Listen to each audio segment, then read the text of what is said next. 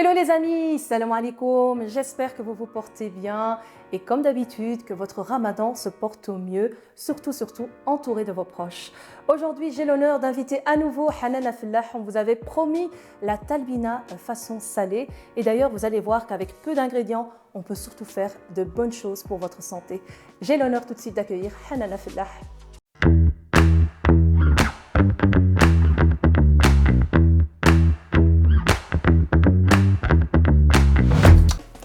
Hanana Fillah, salam alaikum. Wa alaikum salam. Merci d'avoir accepté d'être revenu ici parmi nous. Avec grand plaisir. Barakallahu fik. Et donc, comme promis, on va faire aujourd'hui une talbina salée. Oui, donc l'objectif ici, c'est aussi de proposer une version salée de la talbina et qui va fort ressembler à ce qu'on appelle au Maroc le hsoua. Donc c'est une espèce de soupe à base d'orge, de lait, de thym et d'huile d'olive. Donc je suis partie un peu de la base de cette recette, mais en prenant plutôt la farine d'orge.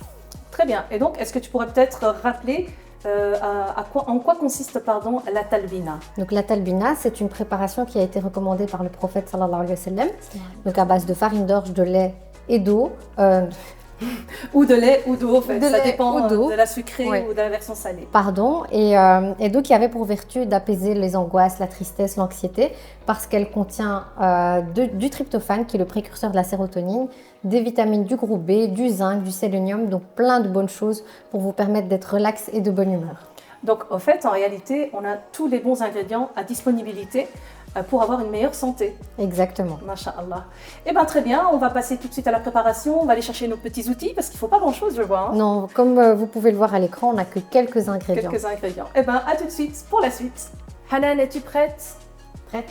Prête. Ben voilà, nos ingrédients sont là. Ta casserole et un fouet. Rien d'autre? Non, vraiment, on est dans une recette minimaliste ici. Donc dans la casserole, on a déjà fait revenir un petit peu d'ail dans de l'huile d'olive pour gagner un petit peu de temps. Et un petit peu comme la talbina sucrée, on va venir prendre la farine d'orge et y ajouter ici de l'eau. Donc j'ai préféré choisir de l'eau ici pour garder un goût plutôt neutre et rester dans vraiment l'aspect salé, je dirais. D'accord, mais donc si on veut, on peut mettre du lait à la place de l'eau. On peut mettre du lait au Maroc, dans la hsoua justement, on met du lait. Ok, d'accord. Voilà. Bismillah. Donc, je t'assiste. La farine. Aujourd'hui, je suis ton assistante. Ah, tu m'assistes très bien. Et je viens ajouter l'eau. Et pareil que tout à l'heure, on va venir fouetter tout simplement pour éviter qu'il y ait des grumeaux. Et ensuite, on va ajouter à cela du thym. Oui, on va attendre un petit peu. D'accord. Je vais attendre un petit peu. On rajoutera du thym, du sel, du poivre, du cumin. Ok. Et on finira avec les graines de nigel aussi. Et l'huile d'olive, tu la mets après ou avant? Donc on en a déjà mis.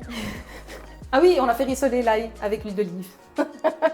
Je suis désolée. C'est pas grave. Je t'assiste, mais je ne suis pas ce que tu fais. Mais j'en rajoute un d'office après. Ouais, j'en rajoute. Ok, d'accord. Très bien.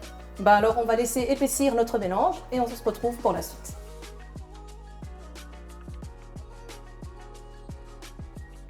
Donc Hanan, ton mélange a épaissi. Oui, tout à fait. Donc on obtient plus ou moins la même couleur qu'avec la talbina sucrée, mais ici elle est un peu plus légère. On va voir qu'elle est un peu plus fluide. L'objectif c'est d'avoir comme une soupe. Voilà, une espèce de velouté de soupe. On va juste assaisonner et puis on finira avec le dressage. Donc je rajoute un petit peu de thym. Du thym frais. Oui.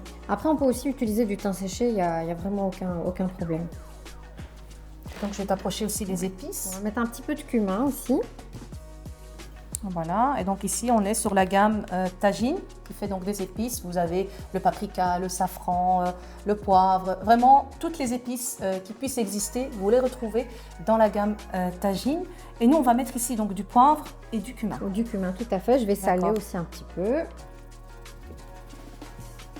Voilà. Et donc on remélange tout simplement. On va venir ajouter un petit filet d'huile d'olive aussi. Ça sent très très bon. Bismillah. L'huile d'olive zitouna. Comme ça, tu sais, Hanan, ici on est sur une huile avec une première pression à froid. Ah, ça c'est super important pour moi. Hein. C'est vrai? Ah oui. Et ben voilà, c'est dans tes cordes. Ah oui, non, je sais ce que je dis toujours. dans mes prises de parole ou dans mes consultations, il faut toujours prendre des huiles vierges pressées à froid. Donc ici, c'est le cas, donc c'est topissime. Et puis, comme tu peux le constater, elle est bien verte. Oui, oui, oui. Tu vois, ouais, tout à c'est fait. déjà quelque chose qui te donne un critère de qualité. Ouais. Voilà, un critère de qualité. Je te laisse rajouter un petit filet. Oui, je ne sais pas combien il faut, tu me dis ça. Et puis après, de toute façon, on en rajoutera pour le vernissage. Ok, bismillah. Très bien. Parfait. Voilà. Et donc, on entend souvent qu'il ne faut pas cuisiner à l'huile d'olive. Vrai ou faux? Faux. Ah, merci. Alors, c'est un faux. Alors, ce qu'il faut savoir, donc on va nuancer un petit peu. Les huiles sont toujours mieux assimilées par l'organisme quand elles sont consommées crues. Peu importe l'huile ou la matière grasse. Néanmoins, on a différentes huiles qui supportent la chaleur, ce qui est le cas de l'huile d'olive. Donc l'huile d'olive, on peut tout à fait monter à 160 degrés par exemple, sans difficulté. Donc c'est une huile qui peut parfaitement être utilisée pour la cuisine. Masha'Allah, super, merci. Avec plaisir. Et ben voilà, et nous maintenant on va passer au dressage de notre talbina salée. Restez branchés, on revient tout de suite.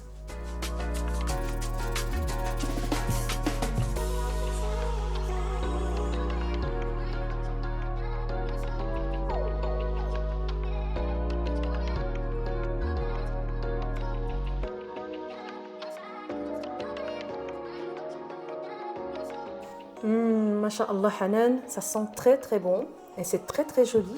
Et j'ai du mal à me dire que ça va me rassasier au fait. Mais...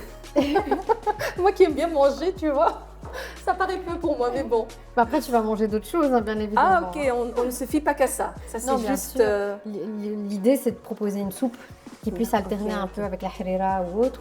Oui. Et on peut soit la prendre à l'iftar ou au soufr. Donc ça peut convenir aux deux repas pendant le mois de Ramadan sans aucun problème. Et surtout, c'est vite prêt quoi, par rapport à la harira qui prend un peu plus de temps. Donc une belle alternative, masha'Allah, et surtout avec des ingrédients sains. Et là, tantôt, on parlait de la première pression à froid autour de l'huile d'olive. Est-ce que tu pourrais expliquer quel est ce critère de qualité au fait? Oui, c'est vrai que tu as appuyé là-dessus tout à l'heure. Donc ici, l'huile d'olive est pressée à froid et le pressage à froid d'une huile en fait permet de préserver la qualité des acides gras qu'on va y retrouver. Alors ce qui est souvent utilisé en industrie, c'est un raffinage à chaud. Donc on fait monter la température à 190-200 degrés. Donc on altère déjà la qualité et au-delà de ça, on vient ajouter des solvants, des dérivés de l'industrie pétrolière, des choses comme ça, qui altèrent grandement la qualité non seulement du produit, mais en plus on vient ajouter des produits chimiques. Ah oui, carrément. Donc oui, donc, au final, une huile qui a été chauffée avec un raffinage à chaud, elle n'a plus vraiment ses vertus nutritionnelles. D'accord, d'où l'importance d'aller donc sur une huile avec première pression à froid. Et en plus, il y a un autre critère de qualité ici par rapport à la bouteille. Oui, tout à fait, donc la bouteille est en verre, donc la verre, le verre, oui. C'est un bon conservateur en fait, c'est ça. Donc le verre, c'est un matériel qui est inerte et du coup, ça va vraiment venir préserver la qualité de l'huile. Et alors, petite info supplémentaire, c'est toujours important de préserver les huiles de la chaleur et de la lumière. Donc les garder dans une armoire super. Pour bien conserver sa qualité. Masha'Allah. Eh bien Hanan, je te remercie du fond du cœur. Avec grand plaisir. Et je voudrais savoir aussi, que représente pour toi Ramadan au quotidien? Ah, Ramadan, c'est tellement de valeurs qu'on partage et qu'on y véhicule. Ramadan, c'est la famille, c'est le partage, c'est la générosité, c'est l'élévation spirituelle surtout qui en découle. C'est essayer d'avoir des tables saines aussi, hein, n'est-ce pas? Oui, on essaye. Donc voilà, je dirais que Ramadan, c'est le mois qu'on attend toute l'année. Et pour essayer de s'améliorer. De s'améliorer, de se réformer. Et puis, c'est le mois où on attend pour avoir ces belles tables, ces partages en famille. Et moi, j'ai toujours ce souvenir de Ramadan quand on était encore chez nos parents, de ces fous rires au suhour, quand tout le monde se lève à 3h du matin avec sa tête. Et à la course contre la montre aussi. Oui. Oui, tout à fait. Et puis voilà cette attente à l'heure de l'iftar où on est tous un peu speed et on a hâte de manger. C'est vrai que c'est un des moments où on est souvent réunis et c'est maman qui nous... Oui, et puis nos mamans... Qui nous gâtent surtout. Oui, qui se levaient. Moi, je me souviens de ma mère qui au soir se levait, cuisinait carrément des plats, des repas pour qu'on puisse avoir tout ce qu'il fallait pour tenir la journée. Donc un grand big up à toutes les mamans. Barakallahu fikoum. Vraiment, on est fiers d'avoir des mamans comme vous et on vous remercie pour tout ce que vous arrivez à nous transmettre, nous donc vos enfants. Je pense que tu fais pareil avec les tiens. C'est quelque chose qu'on essaye de transmettre à travers l'éducation. Et continuez comme ça. Et vous aussi, soyez généreux envers vos parents. Hanan, barakallahu fik. On va faire avec plaisir. Hachmi Hfadabdi, Shkar Shams Waddas. Merci. En tout cas, prenez soin de vous, que la paix soit sur vous et on se retrouve très bientôt pour de prochaines vidéos. Ma salama wa salamu alaykum.